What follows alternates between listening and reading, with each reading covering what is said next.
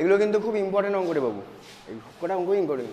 বলছে cos inverse x plus cos inverse y plus cos inverse Z equal to pi হলে cos inverse এক্সের range কত, 0 থেকে পাইয়ের মধ্যে, তাই তো, close interval.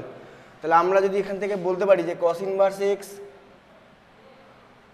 Equal to pi by 3, cos inverse Y equal to pi by 3, cos inverse Z equal to pi by 3, তাহলে x equal two কত পাচ্ছি, কস পাই বাই 3 মানে হাফ, তো X equal to half, Y equal to half, আর Z equal to half.